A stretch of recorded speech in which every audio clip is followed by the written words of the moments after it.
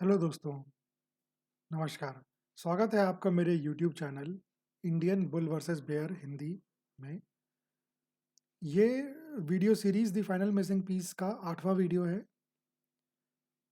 इस वीडियो में मैं infrastructure developers and operators sector को आपके सामने पेश करूँगा। ये वीडियो जो है वो 3 पार्ट्स में स्ट्रक्चर्ड है। सबसे पहले मैं इस सेक्टर का इंट्रोडक्शन दूँगा। फिर अपन इसका हिस्टोरिकल ट्रेंड देखेंगे, उसके लिए मैं आपके सामने 5 ग्राफ्स प्रेज़ेंट करूँगा और फिर हर ग्राफ का से मैं क्या समझता हूँ, मैं आपके सामने वो भी शेयर करूँगा। डिस्क्लेमर एक बार पढ़ लीजिए और अगर अभी तक आपने चैनल सब्सक्राइब नहीं किया है, तो चैनल सब्सक्राइब कर लीजिए और अपने फ्रेंड्स एंड फैमिली से शेयर करिए, कमेंट करिए, लाइक करिए और बेल आइकन को प्रेस कर दीजिए। तो ये जो infrastructure developers and operator sector है, ये क्या है? इंफ्रास्ट्रक्चर का डेवलपमेंट, कंस्ट्रक्शन और ऑपरेशन, ये सारे काम कंपनीज करती है। उन उन कंपनीज का सेक्टर है ये। इसमें प्रोजेक्ट्स होते हैं जैसे कि हाईवेज बनाना, रोड बनाना, पुल बनाना, एयरपोर्ट बनाना, ये रेल की पटरी बिछाना, ये पोर्ट्स बनाना, जो जिसमें शिप्स वगैरह आती हैं वो पोर्ट्स बनाना, पावर प्लांट बनाना, शहरी विकास की जो चीज़ें होती हैं ये सब आती हैं इस वाले सेक्टर में। गवर्नमेंट भी सेक्टर का बड़ा सपोर्ट करती है। उसके कुछ इनिशिएटिव्स हैं जैसे कि भारतमाला स्कीम हो गई, सागरमाला हो गई, स्मार्ट सिटीज़ मिशन हो गया, पीएम गति शक्ति हो गया। ये सारी स्कीम्स जो हैं वो इस सेक्टर के लिए हैं। अब इस सेक्टर को आगे बढ़ाने के लिए कुछ और चीज़ें जो हैं, जो वो हैं, कारण है, वो है जैसे कि प्राइवेट प्लेयर्स इसमें बहुत आ रहे हैं। जैसे इंफ्रास्ट्रक्चर के काम में केवल पहले सरकार करती थी, अब प्राइवेट कंपनीज भी इसमें बढ़ चढ़ के हिस्सा लेती हैं। पैसा भी कमाती हैं ऑफ कोर्स, लेकिन अब वो भी काफ़ी इसमें एक्टिवली पार्टिसिपेट करती हैं। शहरीकरण हो रहा है, इंडस्ट्रियलाइजेशन हो रहा है, फॉरेन इन्वेस्टमेंट बहुत आ रहा है पिछले कुछ सालों में, स्पेशली इंफ्रास्ट्रक्चर सेक्टर में। लेकिन कुछ चुनौतियाँ भी हैं जैसे कि डेट, हाई डेट मतलब महंगा कर्ज। ये बहुत बड़ा चैलेंज रहता है किसी भी टाइप की इंफ्रास्ट्रक्चर हो, कंस्ट्रक्शन सेक्टर हो, रियल्टी सेक्टर हो, उन सब में बहुत बड़ा फैक्टर रहता है, ये बड़ी चुनौती रहती है। रेगुलेटरी डिलेज भी होते हैं। इकोनॉमिक स्लोडाउन बोले तो कि कभी अम, देश में इकोनॉमिक स्लोडाउन थोड़ा ओवरऑल दुनिया में रहा, उसके कारण देश की भी विकास की गति थोड़ी कम हो गई। तो उन सब से जो है ये इस सेक्टर पे बड़ा फ़र्क पड़ता है। अब हिस्टोरिकल ट्रेंड देखने के लिए मैंने 5 ग्राफ बनाए हैं। ये ग्राफ मैंने बनाए हैं जो टॉप 10 कंपनीज़ हैं, उनके पिछले 10 साल के शेयर प्राइस का जो वेरिएशन है उसको लेके। जो टॉप 10 कंपनी है इस सेक्टर की, उसमें 4 लार्ज कैप है और 6 मिड कैप कंपनी है। पहला ग्राफ जो है वो है ईयरली रिटर्न्स ग्राफ। इसमें हम देखेंगे कि भाई पिछले 10 साल में टॉप 10 कंपनी के शेयर प्राइस का ईयरली रिटर्न्स कैसा रहा है। ठीक है। दूसरा ग्राफ है ईयरली स्विंग ग्राफ।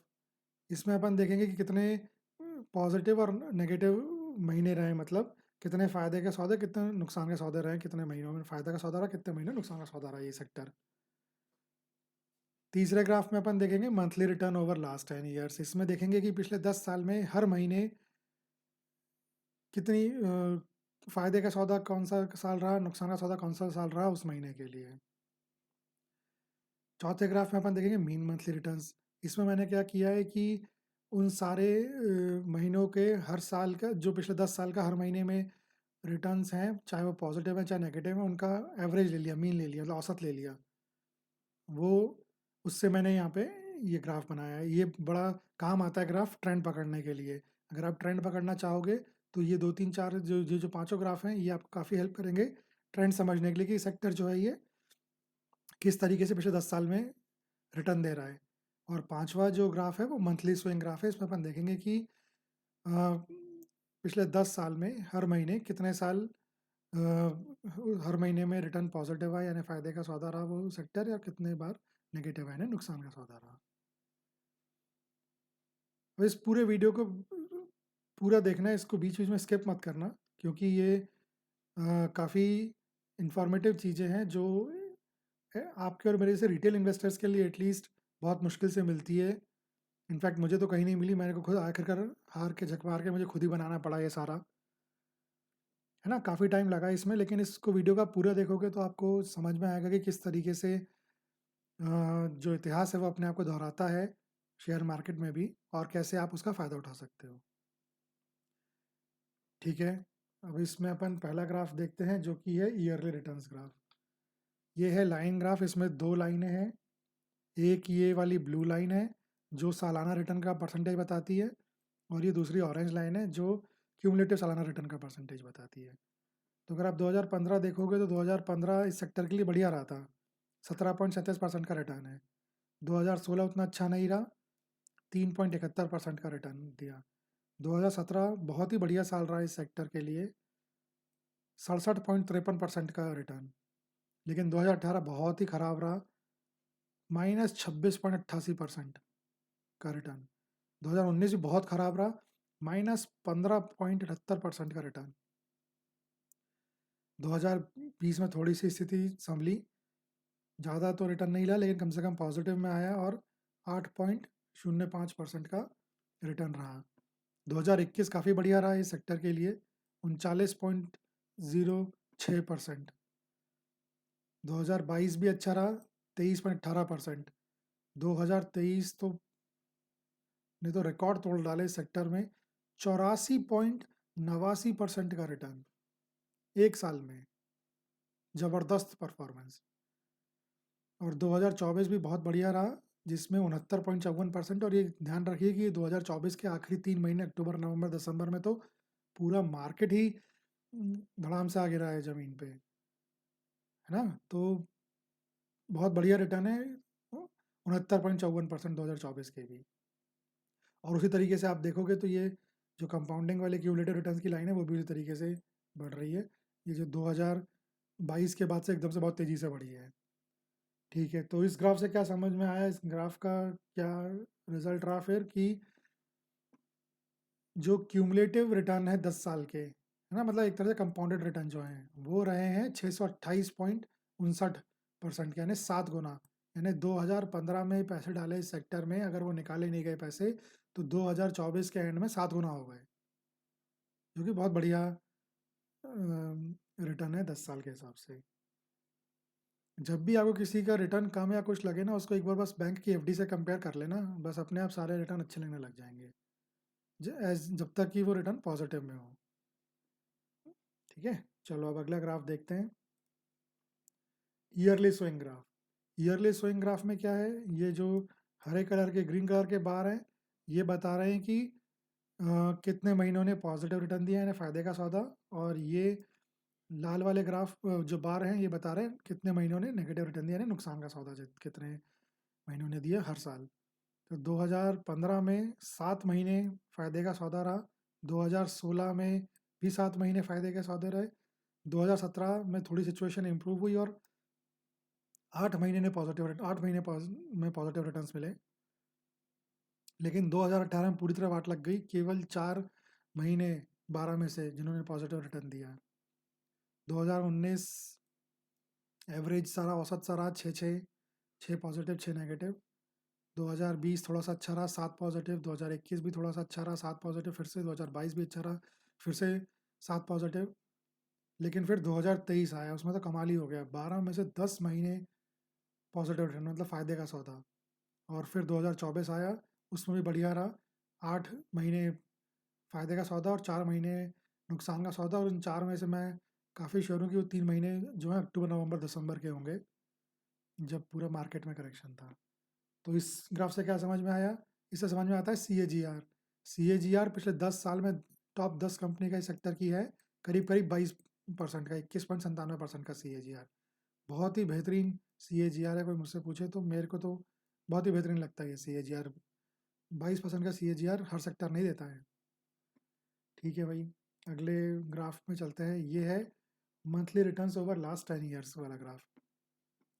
तो ये ग्राफ थोड़ा एक बार में खतरनाक लगता है, लेकिन है नहीं, अगर आप देखोगे ध्यान से। ये एक ग्राफ में 12 छोटे छोटे ग्राफ हैं, हर महीने का एक ग्राफ है। ये ऊपर देखो जनवरी का ग्राफ, ये फरवरी का, ये मार्च का, ये अप्रैल का, हर महीने का एक ग्राफ है। ठीक है, तो और ऊपर से अगर इसमें आप ये देखोगे, जैसे ये जो है हरी बार, ये दिखा रहा है कि पॉजिटिव रिटर्न 2015 में मिला था, और जैसे ये नेगेटिव बार ये दिखा रहा है कि नेगेटिव रिटर्न 2019 में मिला था। ठीक है, तो अगर अपन इस तरीके से देखें तो जनवरी महीने में 7 बार इस सेक्टर से पॉजिटिव रिटर्न मिला जनवरी महीने में, और केवल 3 बार नेगेटिव। तो जनवरी महीना इस सेक्टर के लिए बढ़िया महीना लगता है। फरवरी में 5 मुनाफा वाली बात, और 5 बार नुकसान वाले साल। ठीक, मार्च में 6 बार फायदा और 4 बार नुकसान। अप्रैल में 7 बार फायदा तो और केवल 3 बार नुकसान। तो अप्रैल भी जो है वो अच्छा महीना लग रहा है इस सेक्टर के लिए। ठीक है, मई में चलते हैं, 6 बार फायदा 4 बार नुकसान, तो ठीक ठाक है। जून में चलते हैं, 6 बार फायदा 4 बार नुकसान, ये भी ठीक ठाक है। जुलाई में चलते हैं, 7 बार फायदा 3 बार नुकसान, तो जुलाई भी एक बढ़िया महीना लग रहा है इस सेक्टर के लिए। ठीक है, अगस्त में चलते हैं, अगस्त में तो भाई कहानी पलट गई, केवल 3 बार फायदा और 7 बार नुकसान। तो अगस्त तो इस सेक्टर के लिए बहुत ही खराब महीना लग रहा है। और हो भी सकता है क्योंकि आप ये देखो, अगस्त का महीना ये बारिश का सीज़न चालू हो गया था उस समय। तो ये जो इंफ्रास्ट्रक्चर का काम होता है, रोड बनानी, ये वो सब सब काम में दिक्कत होती है। ठीक है, सितंबर में आप देखो, केवल 4 बार फायदा का सौदा, 6 बार नुकसान का सौदा। अक्टूबर की देखें तो अक्टूबर में 5 बार फायदा 5 बार नुकसान, तो एवरेज है इस सेक्टर के लिए महीना। नवंबर में अगर अपन देखें तो 7 बार फायदा 3 बार नुकसान, तो नवंबर अच्छा महीना लग रहा है सेक्टर के लिए। और दिसंबर में 8 बार फायदा 2 बार नुकसान, तो दिसंबर ही बढ़िया महीना लग रहा है। ठीक है, तो इससे क्या समझ में आया? इससे इससे एक चीज़ जो ध्यान देने वाली ये है कि पिछले 10 सालों में 2 साल ऐसे रहे हैं जिसमें नेट नेगेटिव रिटर्न्स रहे हैं इस सेक्टर के। ये बहुत ध्यान देने वाली बात है। CAGR बहुत अच्छा सही, सब कुछ बहुत अच्छा सही, लेकिन 2 साल नेगेटिव रिटर्न भी दिए हैं। तो ये ध्यान रखने वाली बात रहेगी जब भी अगर इस सेक्टर में कोई इंटरेस्टेड है। ठीक है, चलो आगे मूव करते हैं। अगला ग्राफ देखते हैं, ये है चौथा ग्राफ जिसका नाम है मीन मंथली रिटर्न्स। तो खैर ये ग्राफ देखते समझ में आता है। ये फरवरी का महीना, अगस्त, ये सितंबर, ये 3 महीने तो बिल्कुल ही सेक्टर बर्बाद हो जाता है इन 3 महीनों में तो। और कुछ अलग ही अच्छे महीने दिख रहे हैं, जैसे जनवरी 4%, अप्रैल 5%, जुलाई 4.82, नवंबर 5.49 के आसपास, दिसंबर में भी ठीक है 2.72। तो इससे काफ़ी क्लियर हो रहा है कि कौन से महीने इसके लिए ख़राब और कौन से अच्छे हैं। तो क्या समझ में आता है इससे कि भाई फरवरी, अगस्त और सितंबर ये तो सबसे सस्ते महीने हैं, मतलब कि इस समय सबसे ज़्यादा सस्ता सस्ते में ये ये वाला सेक्टर अवेलेबल रहता है आपको। ठीक है, चलो आखिरी ग्राफ भी देख लेते हैं जो कि है मंथली स्विंग ग्राफ। इसमें जनवरी महीने में पिछले 10 साल में 7 बार पॉजिटिव रिटर्न रहा है, तो जनवरी महीना अच्छा है इसके लिए। फरवरी